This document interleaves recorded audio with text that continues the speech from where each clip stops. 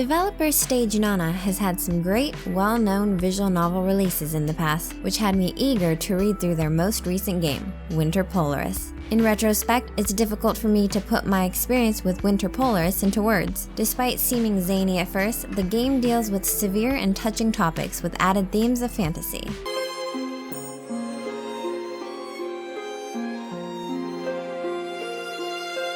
Winter Polaris tells two different stories, Winter Polaris and Sweeper Swimmer. In Winter Polaris, a mysterious event occurred which caused people to vanish randomly, leaving nothing behind beside the clothes they wore. At first, the protagonist didn't believe in these rumors until he witnessed it for himself. In fear, he fled into the mountains to avoid the disease. Years have passed since he entered the forest, as the protagonist emerges to find everyone has vanished. As he returns to a deserted city, he meets a young girl who doesn't seem to be what you'd consider normal. Well, looks don't deceive in this situation because she claims to be immortal. Sweeper Swimmer opens with Elena, who lives on a small rustic island and works as a courier by boat, delivering cargo. After a storm, when she begins her daily deliveries, she encounters a girl in the sea who's lucky to be alive. Not having anywhere to go, Elena takes her in and brings her back to her home island. This girl ends up being in possession of a mysterious object that Elena doesn't recognize. This mysterious object is only the beginning of strange happenings as they both discover a treasure map, which leads them through a grand adventure.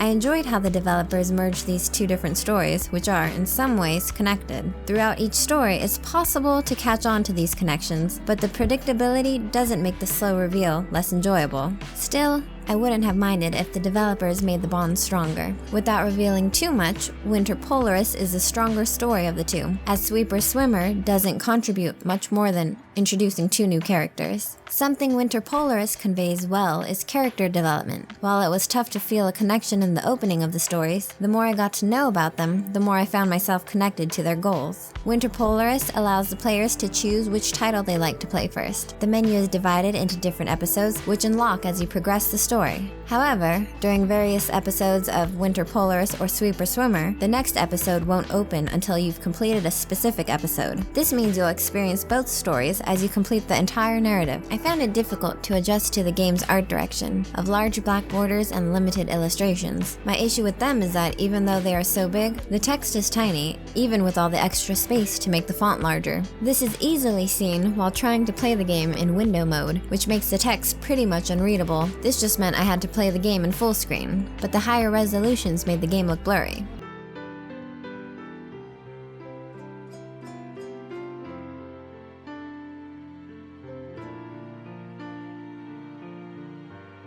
Winter Polaris tells a touching story that has some fantastic themes of loneliness and existence. While I enjoyed the narrative of Winter Polaris more than Sweeper Swimmer, I left with a fondness for each of the characters. It made it easy for me to want to see where these characters end up, and I was satisfied with how the conclusion played out. I'm sad my journey with these characters is over, and despite my small issues with some of the game's features, it didn't affect my appreciation for the story that these developers were trying to tell. That being said, Winter Polaris is one of the more serious visual novels where the story has a meaning and will hold your attention for the entire story. Noisy Pixel is giving Winter Polaris a 7.5 out of 10. Thanks for watching. Please read the full review at noisypixel.net. Noisy Pixel is ran by a group of gamers who work hard to deliver news, reviews, previews, and more. Please subscribe to keep up with all our future updates.